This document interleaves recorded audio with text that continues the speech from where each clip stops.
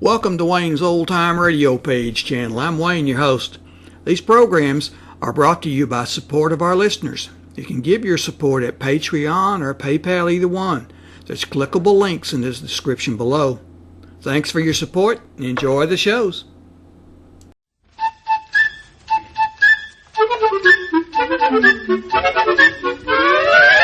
Good evening. The makers of the new Rinso bring you the Amos and Andy Show with their guest tonight, the star of stage and screen, Mr. Walter Houston.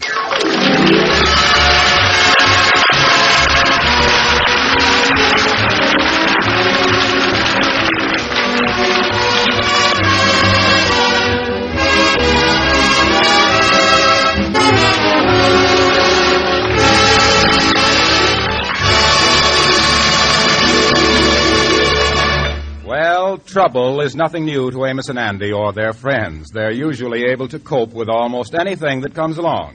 However, today, George Stevens, the kingfish, seems to have run into a little extra trouble, which appears to be more than he can handle.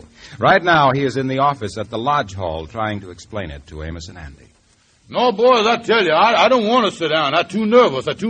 Yeah, you sure is trembling, all right. Take it easy, Kingfish. I can't, boys. I jammed up. I really in a mess. Oh, I tell you, I'm being sued.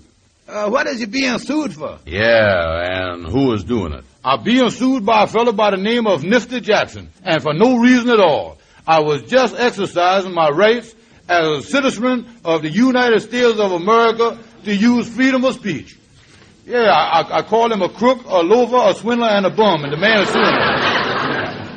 A crook, a loafer, a swindler, and a bum? Yeah, do the Constitution allow you to say that? Well, there's freedom of speech, there's 4 freedoms and all that stuff. Yeah, I only called him 4. Yeah, that's right. Yeah, if I'd have called him a thief on top of that, that made 5 freedoms, then the man got a case against me, you see. Oh, that's a dangerous thing to do. When did you do it? Here's the whole story. A few weeks ago, I writ this fella Nifty Jackson a letter. Now, in the letter, I called him those names. And now he's suing me for $1,000. He claimed I done smirched up his reputation. Oh, that Nifty Jackson didn't have $1,000 worth of reputation to smirch up. Yeah, well, that ain't what counts. Tell me, Kingfish, how is you going to handle the case? By getting a lawyer. Oh, I going to see the alley lawyer that hangs around back of the jail. I going to see him. Well, wait a minute here. He charges big money before he's going to give you any advice. Where are you going to get the dough to pay him? Brother Andy, I think I got a great idea for that. I is going home now and see the little woman.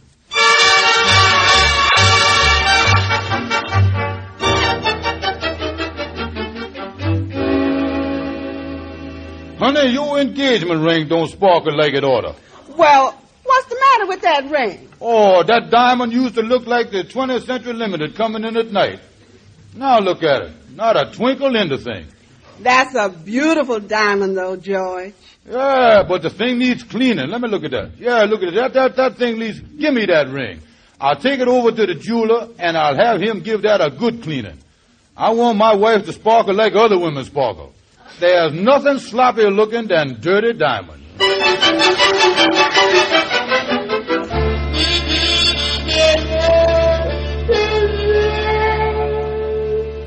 Now, look here, Honest Joe. You ought to give me more than $15 on that stone. That's the top price, Kingfish. You see, the way we figures is on the color of them. Blue-white stones is worth the most. The plain white ones is fair. And the yellow ones ain't so good. Yellow bad, huh? What color would you say this one is? Well, Kingfish, in the trade, this is what we call a jaundice diamond. Yellow, huh? Yellow and cloudy. Even a yellow diamond, you're supposed to see the daylight through it. Fact is, Kingfish, looking at this again, I see it's muddy, too. Oh, give me the $15. Just give me the $15. That's enough, man. Now, look here. Here what I want you to do on top of that. You take the stone out of the ring. Now, here is a rhinestone that I got at the 5 and 10 cent store. Put this in place of it, and I'll take it home to the little woman and put it back where it was. Oh, all right. I'll make the switch for you. Tell me this. You think that my wife will notice the difference? Well, if she does, it's only because the rhinestone looks better than the diamond.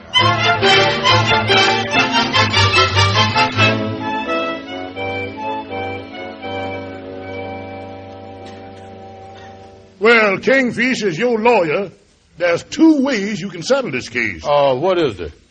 Well, the first is to pay the man the $1,000. I like the second way better. Well, I ain't told you what the second way is yet. Yeah, well, whatever it is, I know I'm going to like it better. Well, the second way is the result of some pretty heavy studying.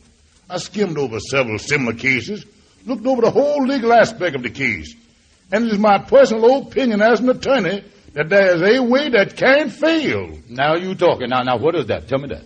Well, scare the pants off the other lawyer. Scare him so bad that he'll drop the suit against you.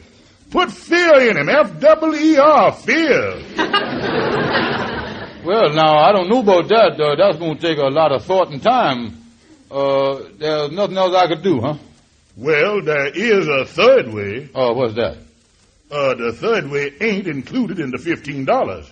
Oh, I see. The money that I have paid you only includes two ways. Yeah, it runs approximately $7.50 a way. Yeah. You see, the reason the third way runs into extra money is cause it's all postgraduate stuff. Mm-hmm. Stuff I done learned after my diploma was framed and on the wall and everything. Yeah. Well, I just can't afford it, though. But, come to think of it, that second way ain't bad at all. Put fear in the other lawyer. Yeah, that's just what I'm going to do.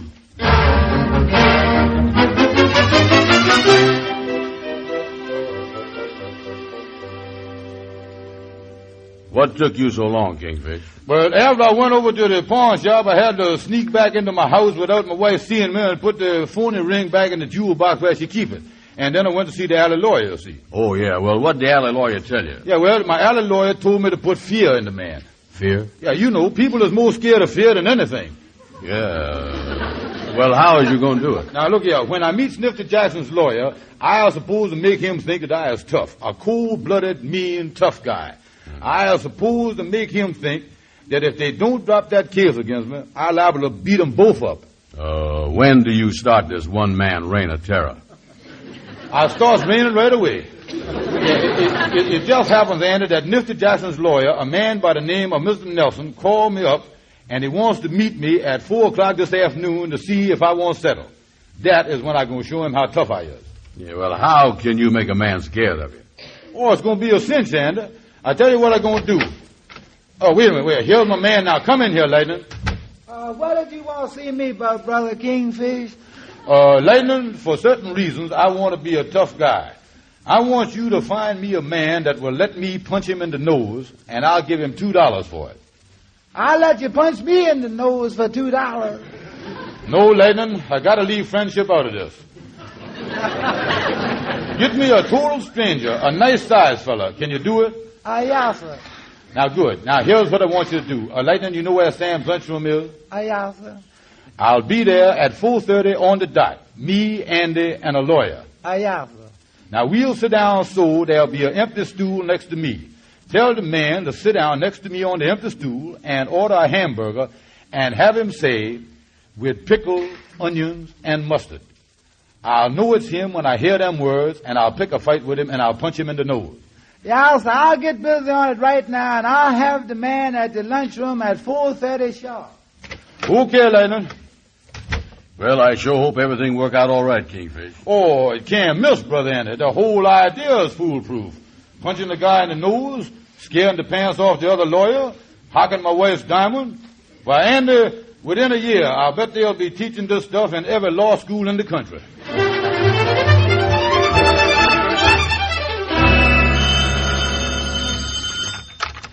Hello, Sam's lunchroom. Is there a man sitting at the counter by the name of Kingfish Stevens? No, ain't nobody here now. All the stools are empty. Well, I was supposed to have a man there for him at 4:30 sharp, but I couldn't find one for him today. But I'm sure I'll have one there for him tomorrow. Well, I tell you what I'll do. I'll call up the Kingfish in about 5 minutes. Okay. Go right on in, Mr. Nelson. Right on in there. Well, I don't know why we're going into this lunchroom. I don't want anything to eat. It won't take long. I'll sit on the end stool here, Kingfish. Mr. Nelson, you sit next to me, and Kingfish, you sit down there. Could we have 2 hamburgers, Sam? Okay. Excuse me, I'll lean down here and tie my shoe. You know, Mr. Nelson, this Kingfish is a tough guy. Anybody makes him mad or cross him, he's a fighter from the word go. What are you fellows talking about? Just feeling my muscle in my right arm here. Gotta have this sleeve made bigger. Uh-oh. Here we go. Look at that. There's a fellow sitting next to Kingfish. What do you have? 1 hamburger, please. 1 hamburger. Oh, put some pickle and onions and mustard on it for me, will you? Well, Andy, we're right on schedule. Here I go. Say, Bud, will you pass me that salt up here in front of us? Sure. Here you are. Pass the pepper, too. Okay, here it is. Pass the ketchup. Ketchup? I don't see any ketchup. Listen, I done took just about enough from you. Stand up. Watch this, Mr. Nelson. Watch. What's the matter? Put up your dukes. I'll show you what's the matter. Take this. Here.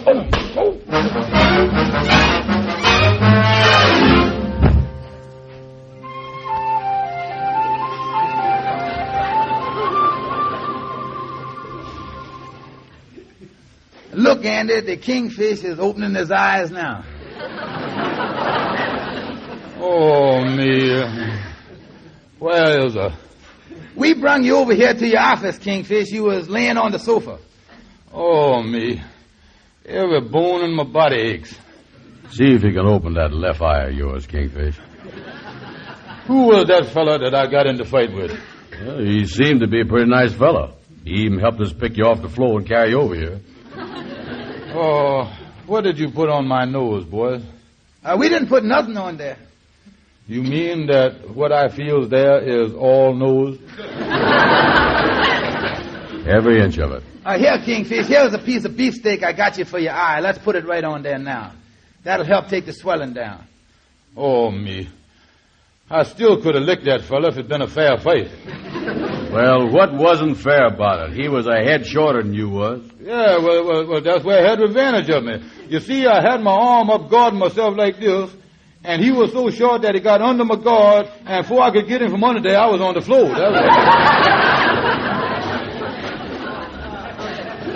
Well, Kingfish, that whole plan of yours was a flop.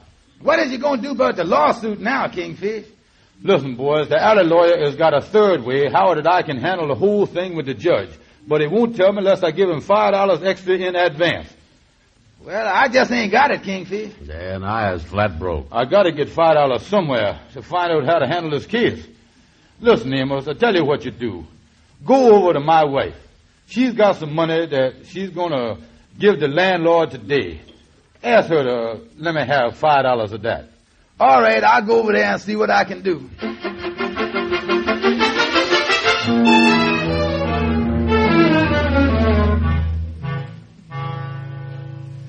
So you see, that's the whole story, Sapphire. The Kingfish needs the money to pay a lawyer. Well, I ain't got it, Amos. I's already paid the landlord the rent this morning. And another thing, I ain't seen the Kingfish. Where is he at? He didn't come home last night. Oh, he's all right. He was sort of stretched out on the sofa resting when I left him. He's been mixed up in a lot of things here lately. Well, is he well? Is he eating? Oh, yeah, he's eating all right. A fact is, the last time I seen him, he had his eye on a steak.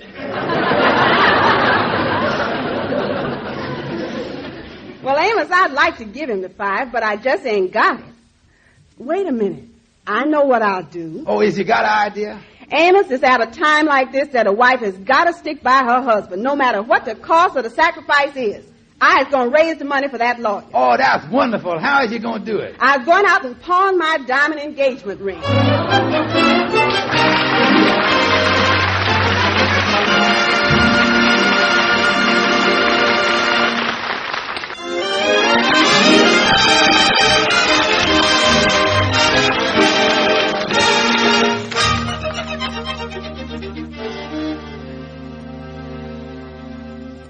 It's been a busy morning in Judge Houston's court, where the Kingfish will appear later in the afternoon. But right now, before the Kingfish's case comes up, The judge is concluding another case just prior to his noon recess. Motion for a new trial denied. James Edward Farrington, you as defendant in this case are entitled to no sympathy from this court. The crime for which you were originally brought here is insignificant compared to your attempt to alter the opinion of a court of justice through bribery. The sentence just imposed upon you for attempted bribery is extremely severe. Let it stand as a lesson to those who are of the belief that judges and juries can be bought and sold like commodities in a public market. The judicial system of this country has built up a reputation for honesty and integrity over a period of many years. And as judge of this court, I am going to do everything in my power to do my part in preserving that reputation. Bailiff, take the prisoner away. There'll be a recess for lunch. Court will reconvene at 2:30. Are you going to lunch, Judge Houston? No, I'm just going to have a glass of milk. This last case has upset me somewhat. I have a little headache. I think I'll go over to the park and sit down on a bench and get a little fresh air. There's nothing that infuriates me like a man trying to bribe somebody.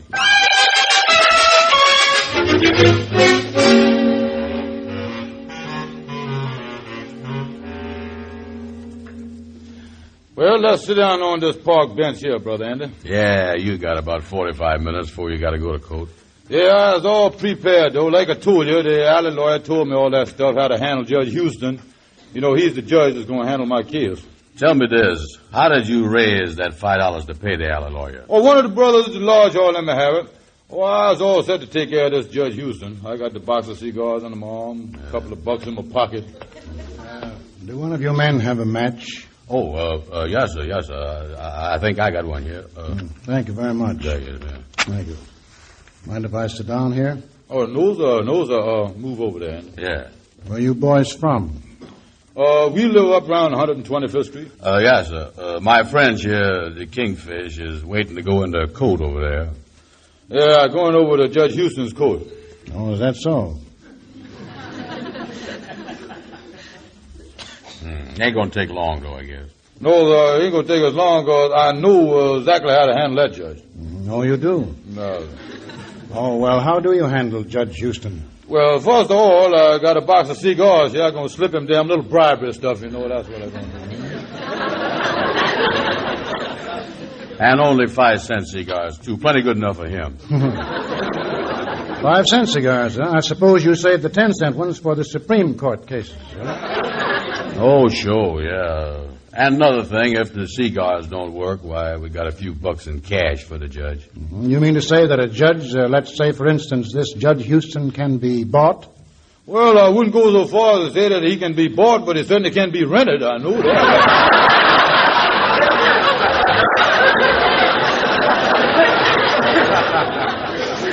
Oh, yeah. These days you can get to them. Well, that's very, very interesting. Tell me more. How would you reach Judge Houston? Oh, that ain't hard at all. Judge Houston reaches awful easy. Yeah, our lawyer told us all about how to handle it. Well, Judge Houston ain't no more to us than nobody else is. He's just as crooked as the others, you know. Oh, this Judge Houston is a crooked judge, huh? Oh, yeah, sir. He stuffed his own ballot boxes. That's how Judge Houston got elected, yeah. The man is crooked as a snake. You know, he wears one of them long black gowns in the court, they tell us. Somebody hand him a box of cigars, a couple pounds of steak, a few dollars. All I got to do is shove it under that gown. Ain't nobody going to see it. I see. That's what those gowns are for. They sort of make things disappear.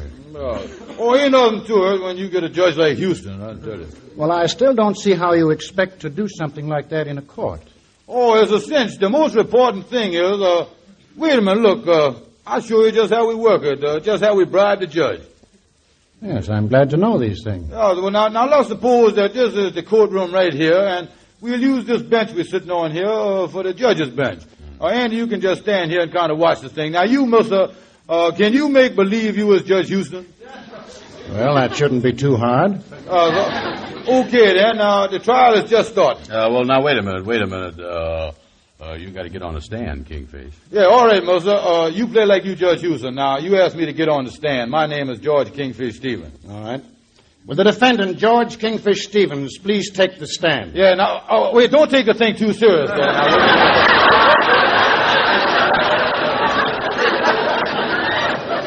Yeah.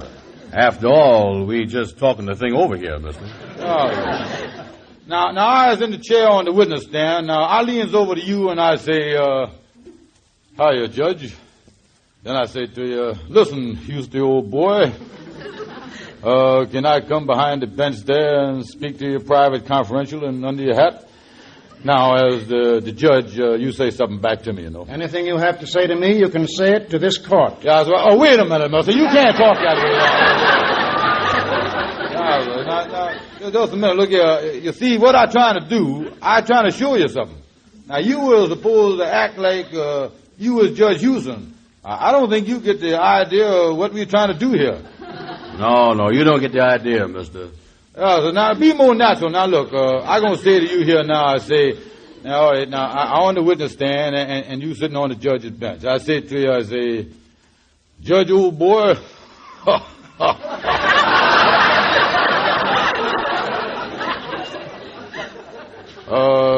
Judge, I got a little package here for you.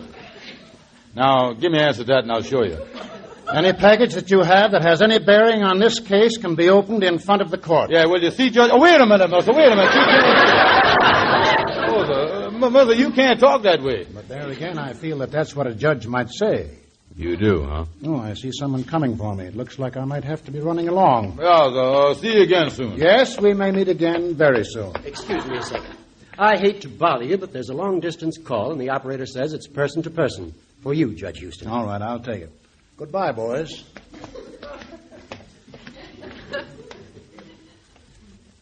And, What? You remember the man that was sitting here on the bench with us? Yeah. Remember the man that walked up to him? Yeah, uh-huh. When he walked up to him, think now, Ender, did he call him... No, I ain't going to even ask you that because I know it.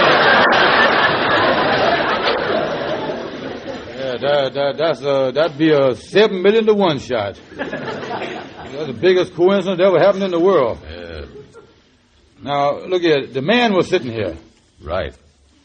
Now, another man walked up to him. Ain't no question about that. You heard every word he said, ain't you? Yeah. When he walked up and told him about the long-distance telephone, did he call him something that started out with the letter H? Yeah. Now, listen, Andy. Think good. Pull all your brains together in one lump. I'm going to ask you something. Did he call him? Uh-huh. Yeah.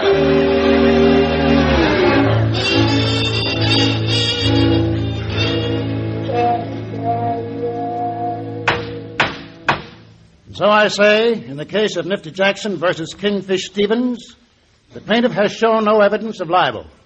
A mere letter mailed in a sealed envelope to the plaintiff does not constitute libel in the eyes of the law.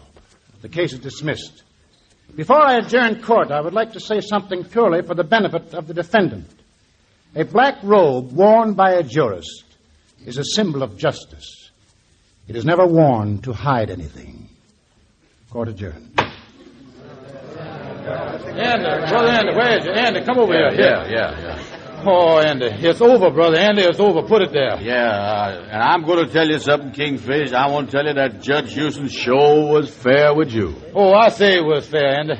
I ain't never been this scared before in my life. After what we done said to him in the park. Yeah. Oh, this has been a great lesson to me, Brother Andy.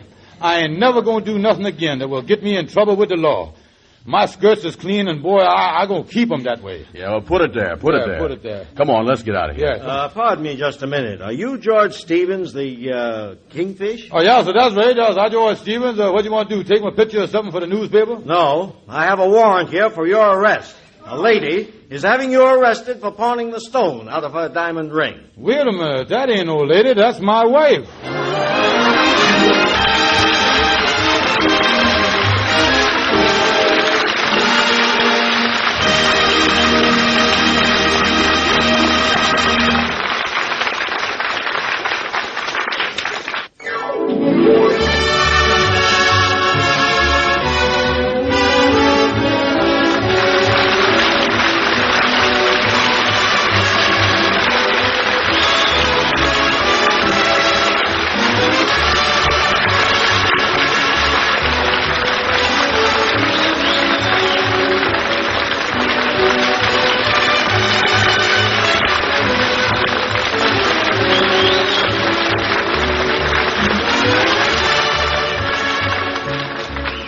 Be sure to be with us again next Friday evening at this same time when the makers of Rinso again bring you the Amos and Andy Show, at which time Amos and Andy will have as their guest the fine picture actor Mr. Franklin Pangborn. Meantime, this is Harlow Wilcox speaking for all of us, thanking Walter Houston for appearing with us tonight, and bidding all of you a pleasant good night.